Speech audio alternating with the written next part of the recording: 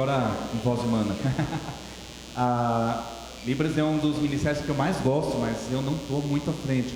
Até porque, não sei se... Não, aqui pastor acho que não é mais assim, mas lá pastor é que mexe no som, no computador, no microfone, no teclado. Então tem horas assim que eu estou assim a mil lá. Mas é um dos ministérios que eu mais gosto, é Libras, mas também é um dos mais difíceis. Primeira vez que Alisson chegou na igreja, eu olhei para ele e pensei, mas é impossível, não tem como que esse cara vai saber de Jesus, quem que pode fazer? Aí Deus levantou alguém que eles aprenderam juntos, né? O ouvinte e o surdo aprenderam junto Libras, e quando viu a gente tinha um ministério. Então ano passado, em abril, eu batizei o Alisson, o primeiro surdo, e agora dia 31 de março, João Paulo, segundo surdo, será batizado. E nisso está chegando um terceiro. Esse terceiro ele não sabe Libras, não sabe nada, ele sabe desenhar. E agora ele, né, viu o movimento na igreja e coral de Libras e tal, e ele começou a se interessar, e agora o terceiro surdo ele está aprendendo Libras. Então esse é o maior desafio de todos, talvez, né, ensinar a Libras. Então o ministério está começando, aí o que a igreja faz? Pega o intérprete e manda para o Paraná. Então, quando você lembrar da gente, orem também por esse sentido, porque né, eu sei que aqui tem muitos venezuelanos. Né? Levanta as mãos, venezuelanos, tem algum aqui hoje? Mas porque lá em cima só. O que vocês têm contra aqui embaixo? Eles têm a obrigação de aprender português. Porque eles estão no Brasil, e emprego, e etc, etc, eles têm a obrigação. Mas surdo, você não pode jamais dizer isso. Aí como é que a gente faz? A igreja tem a obrigação de aprender Libras. Simples assim. E é muito. Aí, aprenda o primeiro gesto, difícil. Tá bom? Você faz a minhoquinha na cabeça, difícil. Isso é muito difícil. Mas duas coisas que a gente tem feito, né, o coral de Libras ajuda muito. E na escola dominical a gente tem apresentado algumas músicas em Libras. Então, por exemplo, 3 palavrinhas só, a gente mudou os gestos. Né? Agora, os gestos não são mais gestos, agora é Libras. Então, 3, não é assim não, viu? Assim é terceiro, assim é 3. Tá? Então, 3, aí palavrinhas só. Aprenderam? Então, eu quero ver, vai lá. 3, palavrinhas só. Isso. Agora faz uma conchinha assim na frente, ó. Eu aprendi decor. Eu só não ouvi vocês, mas tudo bem, vocês fizeram. Quais são as 3 palavrinhas? Faz um D agora sim e aponta para o céu. Deus. Agora para a terra é. E agora você vai pegar o coração assim, ó. Amor. Mas isso daqui pode ser amo, amor. Então Deus é amor. E aí? Tralalalala. Inclusive, já fica a dica, sempre quando um surdo se apresentar e você quiser aplaudir, alguns já sacaram, né? Não aplauda, é assim, ó. Tá bom? Nunca se bate palma para surdo, é sempre balançar a mão. É sempre muito visual. Vai lá, 3 palavrinhas só então? 3 palavrinhas só. Eu aprendi de cor. Deus é amor. Tralalalala. Então, se um dia você se encontrar com um surdo e você não souber falar nada, você começa assim, oi. Ó, é um O com I. Oi. 3 palavrinhas. É só, né? Verdade, só. É, só. Engraçado, só decorei isso em Libras, né? Só.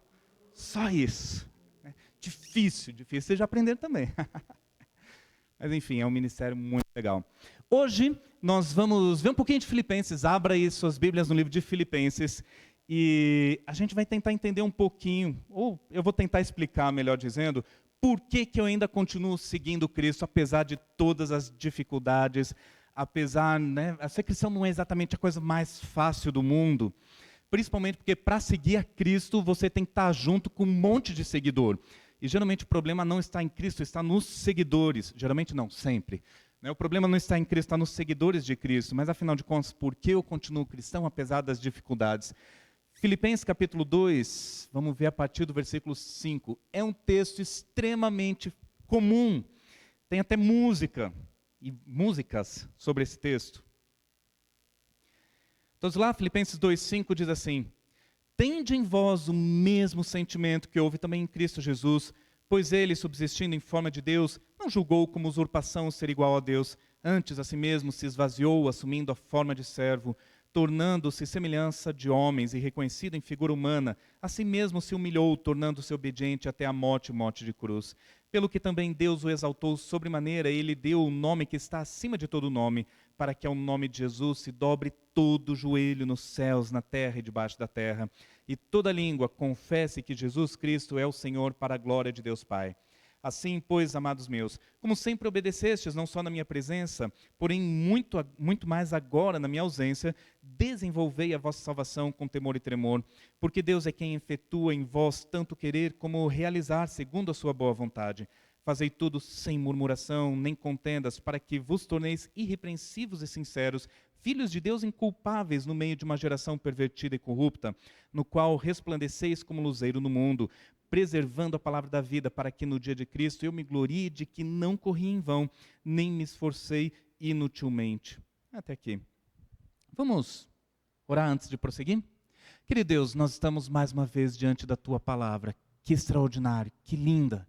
Pedimos a Deus que o Senhor nos ajude a compreender corretamente cada versículo, cada ideia, a fim de que nossa vida seja um pouco mais parecida com a sua. Nós oramos, ó Deus, e nós pedimos em nome de Jesus. Amém. Muito bem, porque afinal nós persistimos com esse Cristo? Eu acho bonito algumas frases de Gandhi, para não dizer irônico, né? Certa vez ele falou, olha, eu admiro o seu Cristo, eu não admiro o seu cristianismo. E eu concordo com ele em muitos aspectos.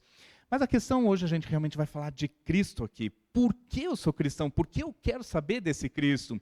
A primeira resposta é porque Ele é o nosso exemplo supremo. Se você quiser ser exemplo de alguém na tua vida, quem você escolhe? Eu acho impressionante como os meus filhos, eles imitam. Né? Eles gostam de imitar, principalmente a mim, que sou mais legal do que a Venilza. Mas, por exemplo, Thomas, né? Ele carrega direto agora né, nas duas mãos, assim, o Super-Homem e o Batman.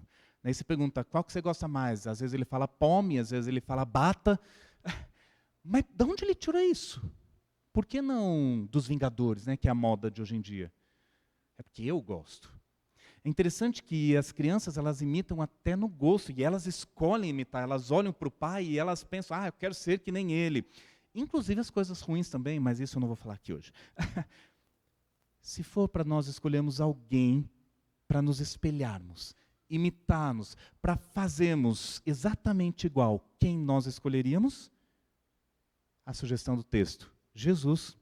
E assim começa o texto no versículo 5. Tende em vós o mesmo sentimento que houve em Cristo Jesus. Não é algo parecido, não é algo próximo, mas Paulo está direcionando a igreja para que a gente tenha o mesmo sentimento. É quase como se ele estivesse falando assim, sejam iguais a Jesus. Não é loucura nem exagero, não. É o que ele está sugerindo aqui. Em vários outros textos na Bíblia fala algo parecido. Paulo, por exemplo, ele diz, sejam meus imitadores como eu sou de Cristo.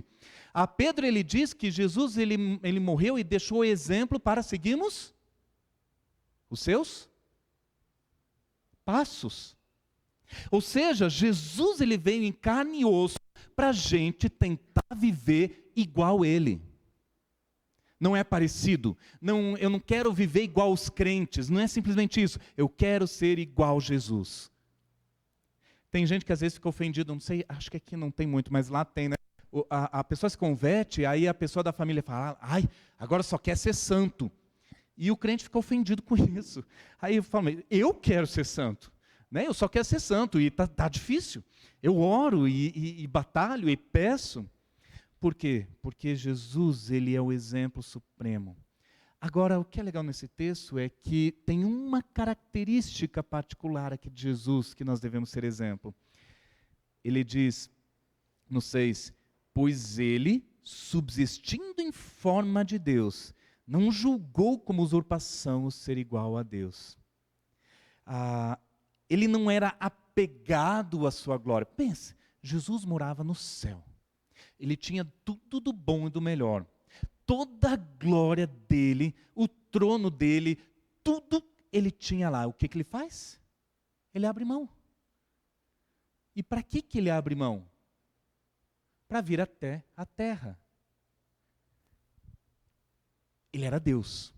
Ele poderia escolher aonde ele iria nascer. Onde ele escolheu nascer? No lugar mais pobre e mais humilde. E como se não bastasse, o objetivo dele, no final das contas, não era constituir uma família. O objetivo dele não era ter muito dinheiro, obviamente. O objetivo dele não era ter uma vida feliz. O objetivo dele era... Era o quê? Era morrer no lugar dos outros. E Pedro, ele deixa isso mais claro, que nós devemos seguir o exemplo de Cristo e estar dispostos a morrer pelo irmão. Então agora faz o seguinte, olha aí para a pessoa que está do seu lado, na tua frente, e comece a meditar. Eu seria capaz de morrer por essa pessoa?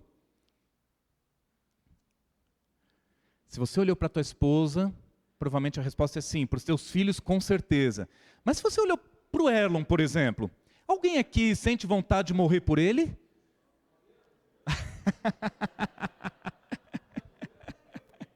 Quem? Sei não, hein?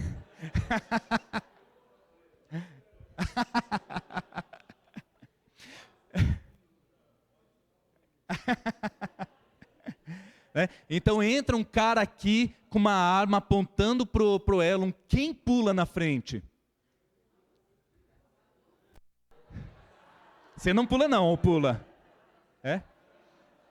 Certa vez, eu não vou falar quem é, porque já passou por essa igreja, mas estava andando numa rua e chegou um cachorro, era um casal, namorados eu acho que na época. Passou um cachorro. O que o cara fez? Se escondeu atrás da namorada. Algumas coisas elas são sutis, né? A gente caminhava muito lá em Tenente, Venilza e eu, a gente não consegue mais, tem muita carga. E um dia um cachorro veio, mas foi assim algo tão natural, tão automático, eu vim para frente de Venilza e ela naturalmente veio para trás de mim. Aí algum tempo depois, meses ou anos depois, Lana já estava nascida e ela estava no Canguru e a gente caminhando no mesmo trecho. Aí veio o cachorro. Impressionante, a gente fez o inverso. Eu fui para trás de Venilza e ela foi na minha frente. E a gente não combinou nada. Por quê? Porque nós dois, né, no primeiro momento, eu estava disposto a sofrer por ela. E no segundo momento, ela estava disposta a sofrer por Lana. Por mim, não. Por Lana. Mas nós deveríamos estar dispostos a sofrer por todos. Pergunta, quem aqui já sofreu na igreja? Por causa de alguma coisa que alguém disse? Por causa de um olhar? Por causa de alguma coisa que alguém não disse? Quem já sofreu aqui? Quanto você está disposto a lutar? Sabe, Jesus ele foi cuspido, ele foi maltratado, ele foi crucificado, e depois de tudo isso, ele olha para o povo ali embaixo, ele diz o quê? Pai, perdoa, porque eles não sabem o que fazem. Sabe por que eu estou dizendo isso? Porque para mim e para a Venilza isso tem um significado muito grande. Cada vez que a gente vem aqui, depois de 3 anos mais ou menos, a igreja é muito diferente. Pessoas saíram, pessoas entraram, e cada vez que eu venho aqui, eu vejo para pessoas e falo, ai que legal que essa pessoa ainda está aqui. Então olho ali para o Elon e para a Luciana.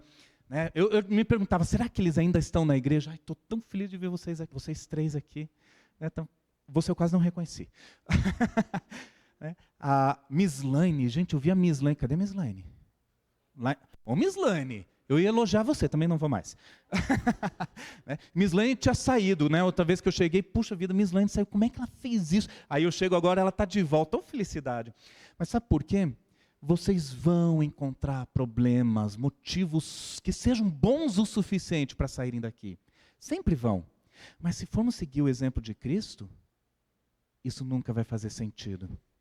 Eu vou lutar justamente por aqueles que mais pisam no meu pé. Esse é o exemplo de Cristo. E veja, mais legal ainda, eu falei, ele abandonou, abriu mão do conforto dele. Eu gosto de falar isso. Quantos aqui são capazes de abrir mão do seu conforto, lá na sua casa, na Netflix, na HBO, no Disney, no... o que mais que tem? Todas essas pragas aí, né? Você está lá sentado, deitado, confortável. Quantos são capazes... Não, essa semana eu ouvi até de Silvio Santos. Meu Deus do céu, ficar em casa domingo à noite para assistir Silvio Santos? Ô, Joso.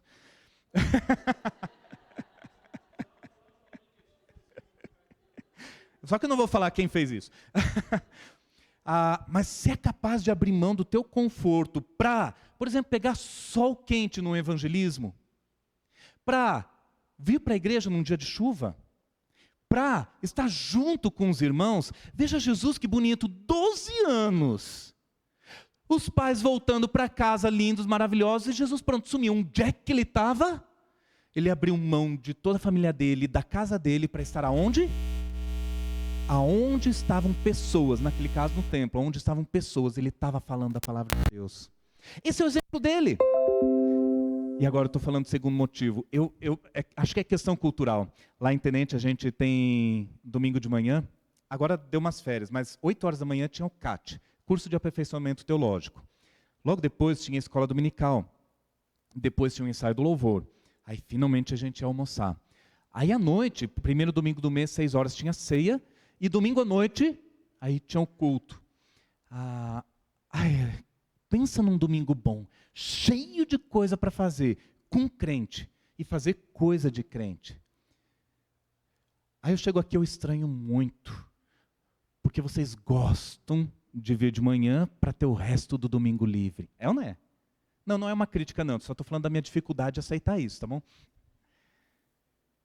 Mas sabe, o que eu estou querendo dizer é que Jesus, ele estava ansioso, sempre estava ansioso de ter mais, falar mais, participar mais e mais e mais. Nunca era suficiente para ele. E o curioso é que ele era Deus, ele sabia tudo, ele não precisava, mas ele sempre queria mais. Então veja, eu não estou falando da prática aqui. Eu usei a prática como exemplo para falar o que está no nosso coração. Por que a gente não quer exatamente mais? Por que a gente quer tanto descansar? É só para a gente pensar, tá bom? Tende em vós o mesmo sentimento que Cristo teve.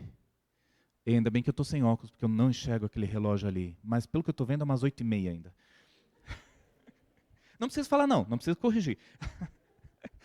Bom, Jesus, ele se esvaziou, ele se torna escravo.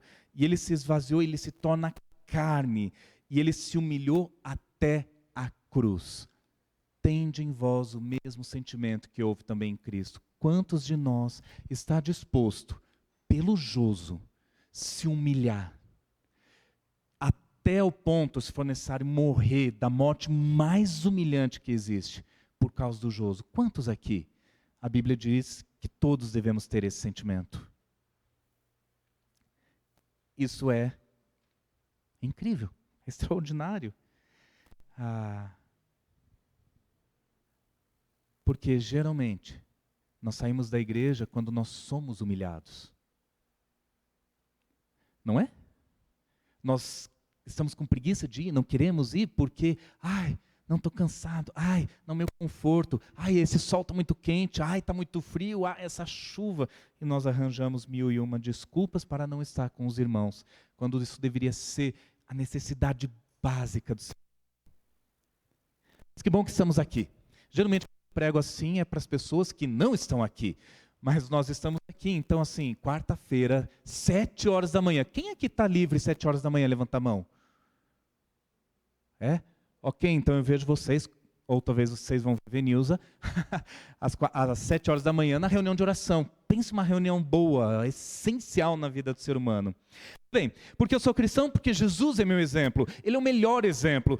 Eu poderia me espelhar em outras pessoas, mas ninguém é como Jesus. Ele realmente é extraordinário. Mas segundo também, e eu vou pular bastante texto aqui, porque Jesus foi exaltado por Deus. Ninguém mais, ninguém menos do que Jesus foi exaltado por Deus.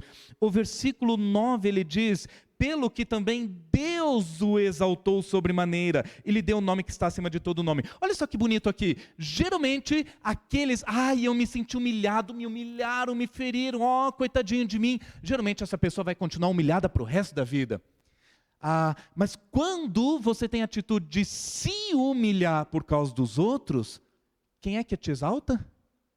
Deus. Esse é um exemplo maravilhoso, e é o que Paulo parece estar fazendo só. Olha, Jesus se humilhou, ele abriu mão da glória dele, para estar num meio que não era dele, e porque ele fez isso, Deus o exaltou depois. E sim, Deus exaltará o cristão quando o cristão se humilha, mas porque Jesus foi exaltado, e veja que legal, né? Só um nome de Jesus, só um nome ele fala aqui, né? o versículo 10, para que ao nome de Jesus, somente ao nome de Jesus, todo joelho vai dobrar, tanto, né, acima da terra, quanto embaixo na terra, ou embaixo da terra, até as pessoas que já morreram um dia vão dobrar o joelho, não simplesmente a pessoa de Jesus, mas somente ao nome de Jesus, que dirá então a pessoa de Jesus. Uau! Se todo joelho um dia vai dobrar diante de Cristo, é inteligente que eu faça isso hoje. Faz sentido isso? Porque até mesmo incrédulo, pena que a gente não vai falar de Apocalipse, eu falei para o Lucas, eu posso falar de Apocalipse e tal, ele gostou da ideia, mas não ia dar tempo, então vamos falar de evangelismo. Mas Apocalipse tem uma cena que para mim é uma cena mais aterrorizante de todas. Tem um arrebatamento que o cristão vai ficar, sabiam disso? Sabe aquela história, tem dois lá no campo, um será deixado e outro será levado? Aquela história falando do arrebatamento do incrédulo.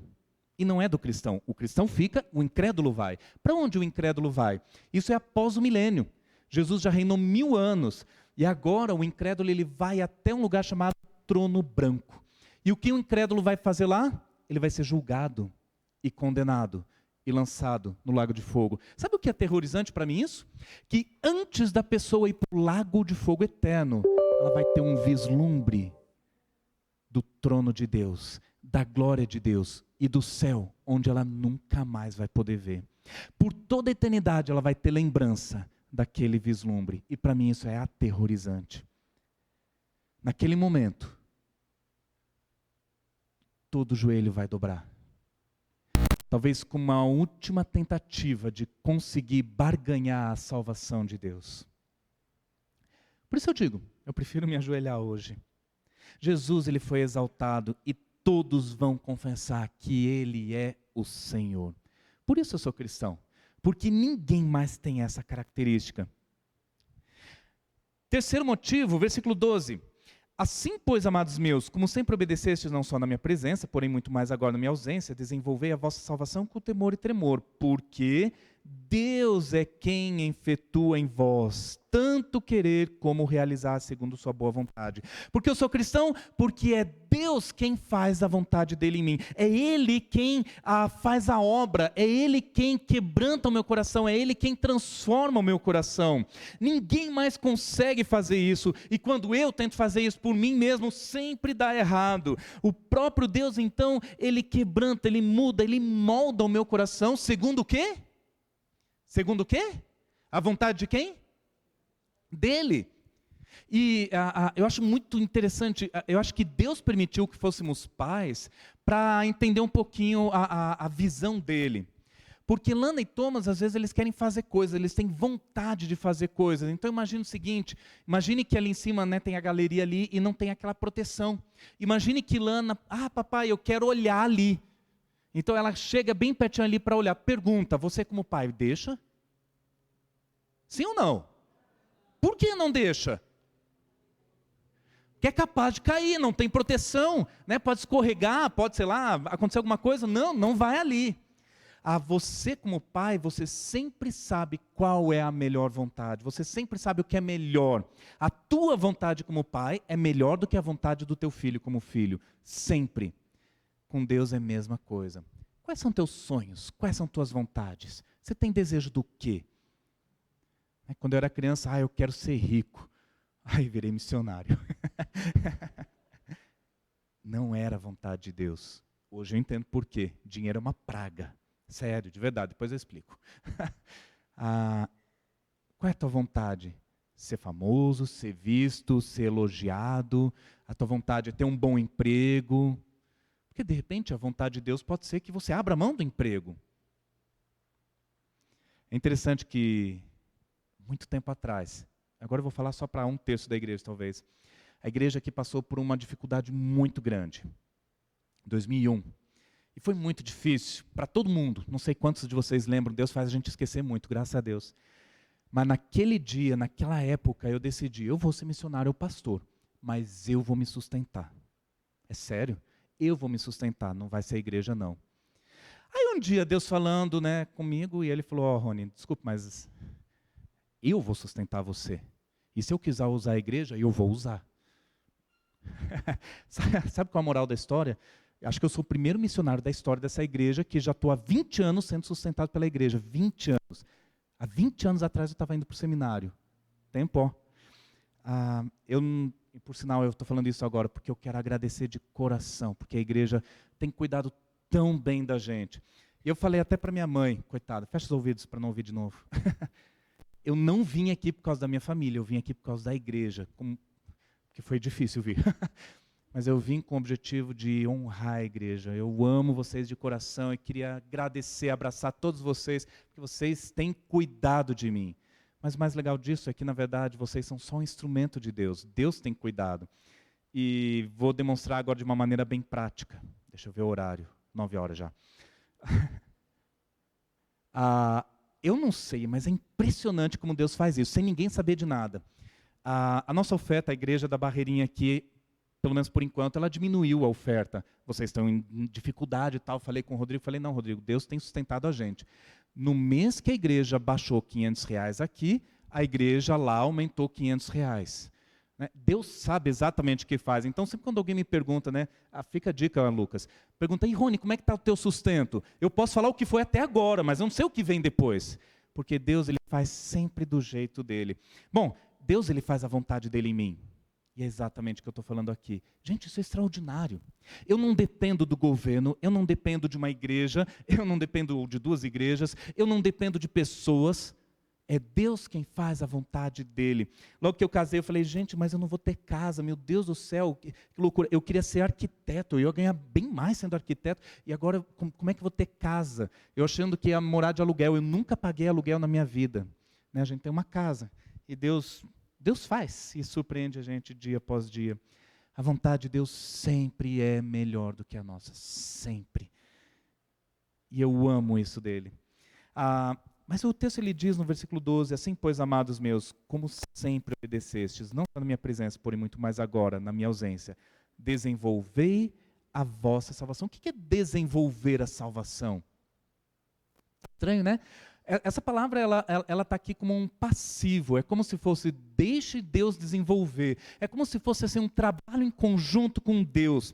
Como é que eu posso desenvolver, a ideia não é que eu vou ser salvo ainda, eu já sou salvo, mas como é que eu posso desenvolver essa salvação que eu já tenho? Como é que eu posso ser mais parecido com um salvo? Bom, aí tem várias formas, como por exemplo, Bíblia.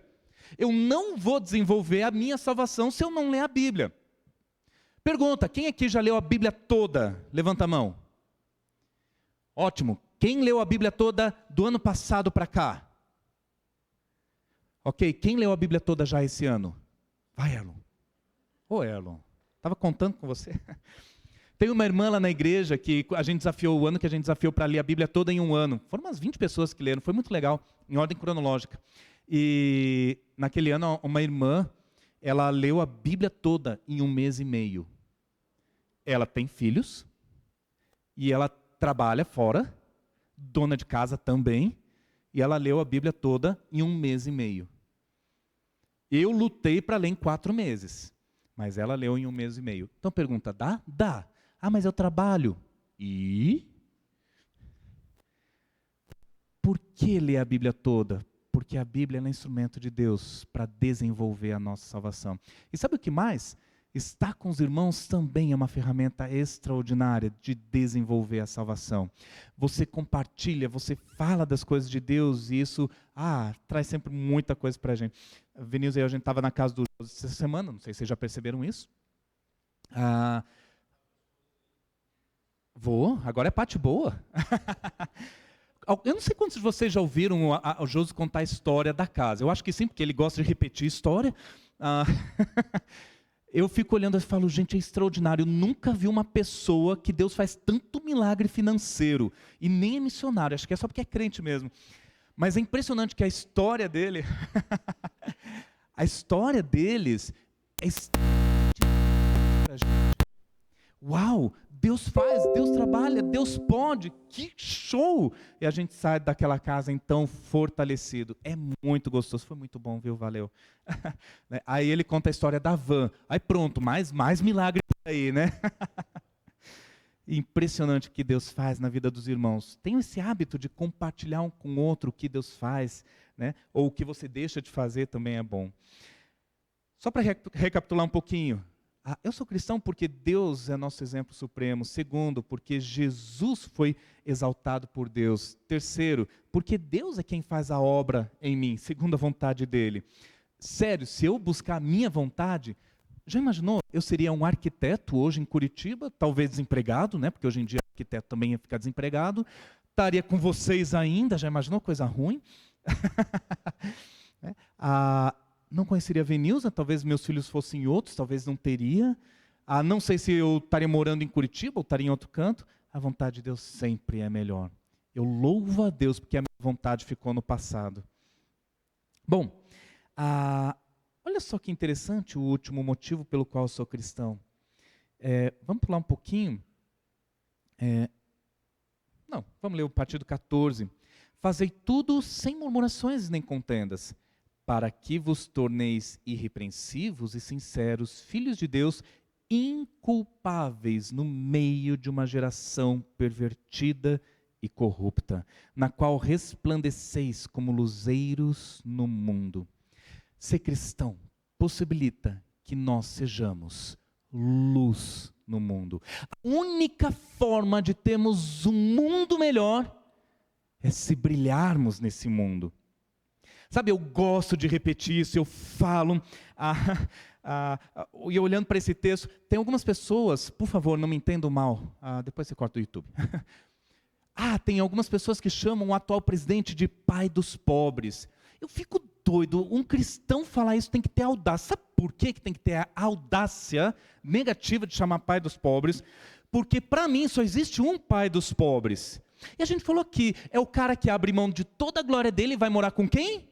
Com os pobres. Para fazer o quê? Pregar o evangelho para os pobres. Lembra quando João Batista estava preso, ele falou, vamos lá perguntar para Jesus se é ele mesmo o Cristo ou se a gente vai ter que esperar mais. E o que Jesus diz? Vão lá falar que os pobres estão ouvindo o evangelho. E aí, para a gente seguir o exemplo dele, o grande pai, realmente aquele que está cuidando. Mas por que eu estou dizendo isso? Porque nós, erroneamente, burramente, ainda tem confiado no governo, ou nos governos, ou nas possibilidades, ou ainda, como que eu posso dizer? Nas coisas da vida daqui da terra.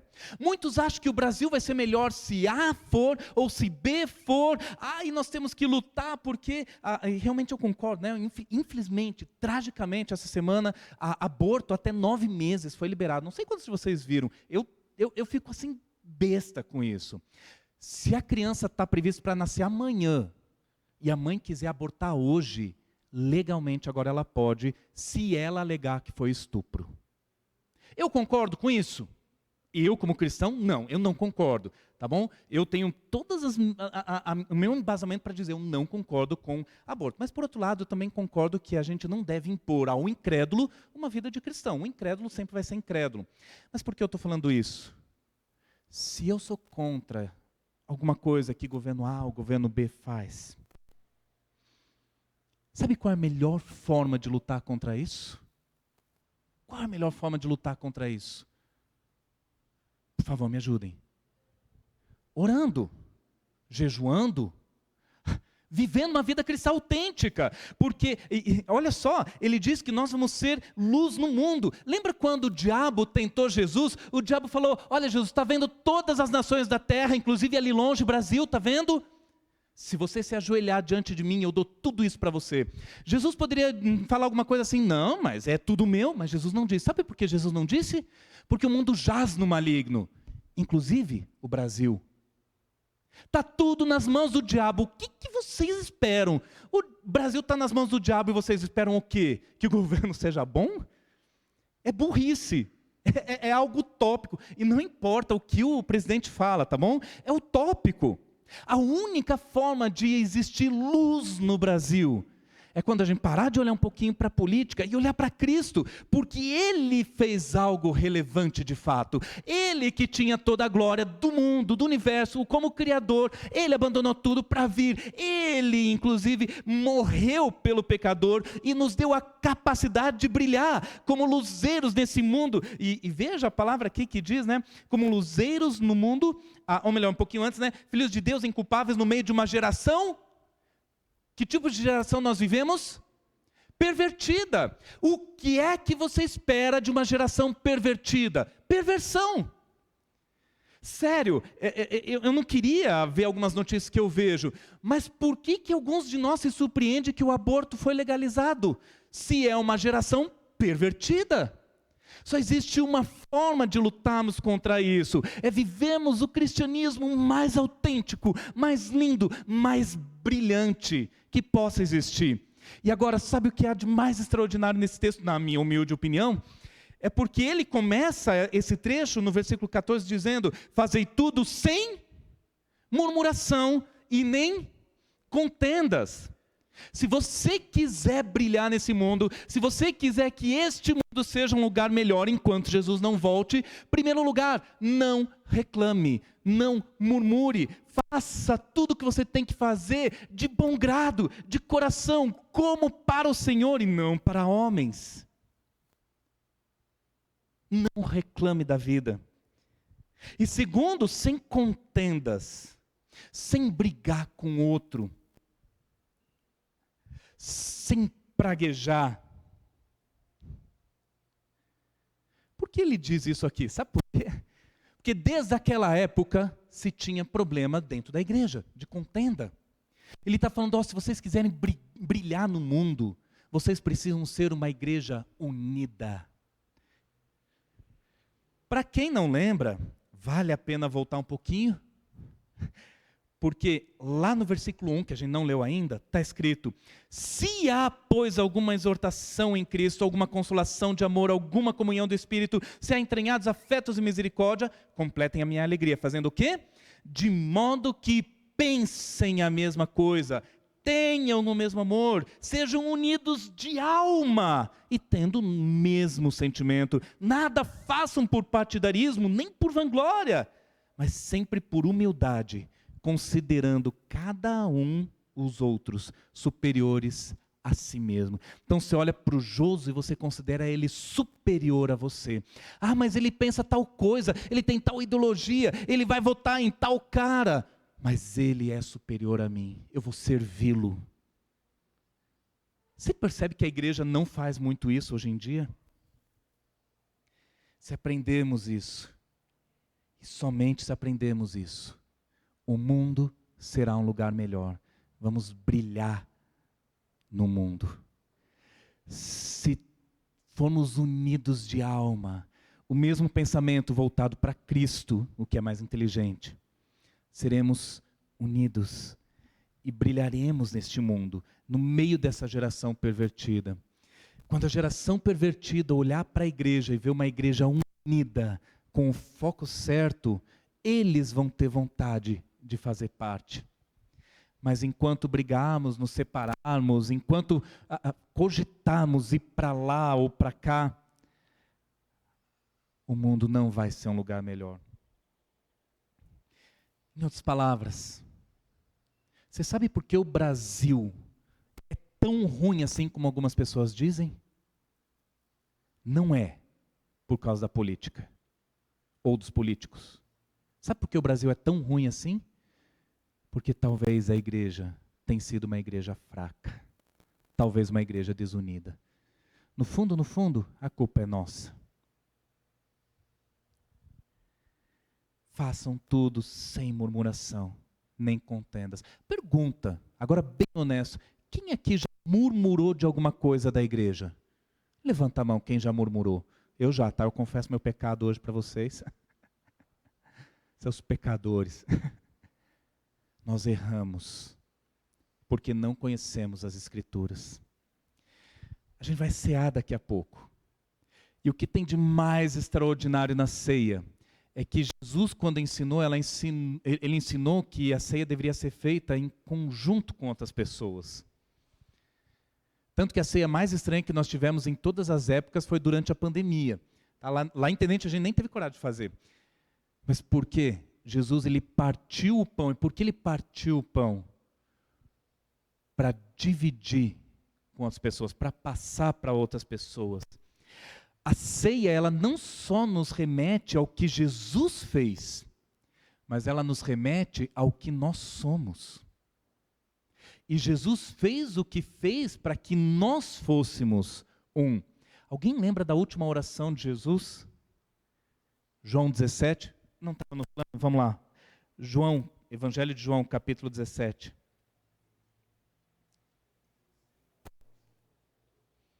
É isso mesmo? Você está lendo? João 17, vamos ver. Você sabe o versículo, Lucas? Ah, é, né? Cadê? Eu acho que é o 19. Vamos ver o 20, tá bom? A partir do 19, legal. João 17, 19. E a favor deles eu me santifico a mim mesmo, para que eles também sejam santificados na verdade. Eu não rogo somente por estes, mas também por aqueles que vierem a crer em mim por intermédio da sua palavra. Para quê? A fim de que todos sejam um, como és tu, ó Pai, em mim e eu em ti. Também sejam eles em nós. Para quê? Para que o mundo creia. Gente, que brilhante isso. Dá quase outra pregação aqui. Olha só. O Pai e o Filho são um. Né? E aí, o Espírito Santo, a Trindade. Jesus está falando, qual a oração de Jesus antes do Getsemane? Ele está falando assim, Deus, eu quero que a igreja seja igual à Trindade. Que eles sejam tão unidos como nós. Que eles sejam unidos entre eles e unidos em nós. Certa vez eu brincava, né, que a igreja ela é praticamente a quarta pessoa da Trindade. E é essa a ideia de nós sermos tão próximos, tão unidos, tão juntos, da mesma forma que Jesus é com Deus e Deus é com Jesus. Gente, olha para o Erlon de novo. Deus quer que você seja com Erlon da mesma forma que Jesus é com Deus e Deus com Jesus. Uau! Isso é lindo, é extraordinário. E se nós formos dessa forma, o que é a oração de Jesus? Para que acontece se nós formos assim unidos? Mais uma vez, versículo 21. 20. Não rogo somente por estes, mas também por aqueles que vierem a crer em mim, por intermédio da... 21, perdão. A fim de que todos sejam um, e como tu és... pulei tudo agora. Cadê? É o 21, tá bom? Finalzinho ali. Para que o mundo creia que tu me enviaste. O resultado final da unidade na igreja é o mundo crer que Jesus foi enviado.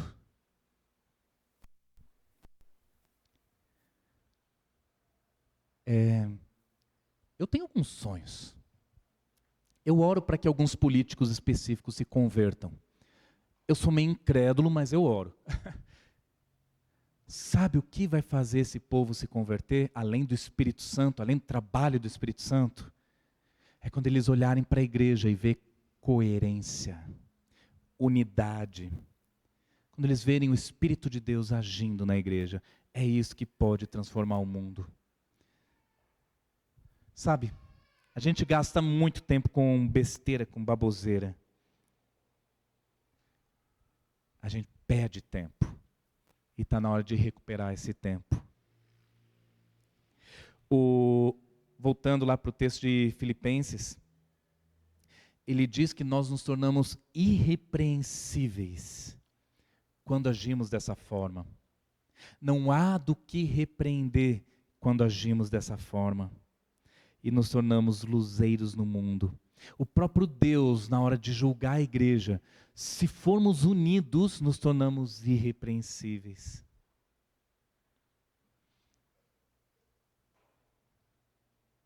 Alguma sugestão, alguma consideração com relação a isso? Vale a pena seguir Jesus, porque afinal de contas, ele é um exemplo extraordinário. Ele foi exaltado por Deus. Ele que faz a obra em mim, e por meio dele é que eu posso ajudar o mundo de alguma forma. Vale a pena ser cristão. Uma outra consideração é: vale a pena estar no meio de cristãos, porque eu só vou conseguir mudar o mundo de fato se eu estiver unido com cada um de vocês, se a igreja se fortalecer, se a igreja está focada no lugar certo, aí vai valer a pena. E como vai valer a pena? Eu amo vocês de coração, mas eu confesso para vocês, eu estava falando, eu nem sei mais para quem eu estava falando, mas sabe, acho que foi para vocês de novo. É muito bom vir aqui, porque quando eu venho aqui, né, faz tempo que vocês não falam comigo, todo mundo me ama e admira, e eu quase que saio orgulhoso daqui. Eu tenho que voltar logo para Tenente, senão eu me estrago todo. Mas é interessante, eu falo para a Venilza, mas eu conheço o meu povo. Se eu tivesse na igreja ainda, muita gente teria saído por causa de mim, os que admiram provavelmente. Sabe, o que estou querendo dizer é que é bom vir aqui e a gente se sente tão querido e amado, mas quando a gente convive, se torna mais difícil, se torna mais complicado. Vocês olham os meus defeitos, olham minhas falhas, eu não gosto disso ou daquilo, e a comunhão é uma questão de perseverança, mas ainda assim, vale a pena, porque por meio dessa comunidade, nós podemos mudar o mundo, nós podemos ser luz no mundo tenebroso. Amém? Como diria Jesus, vão e não pequem mais. Vamos orar mais uma vez.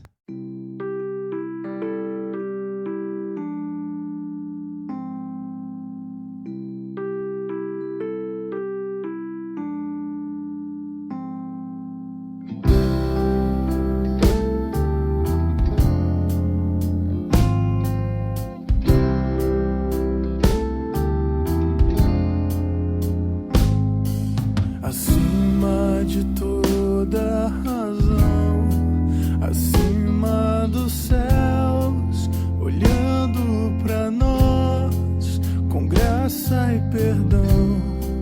Ó Deus do meu ser, o meu Deus, tu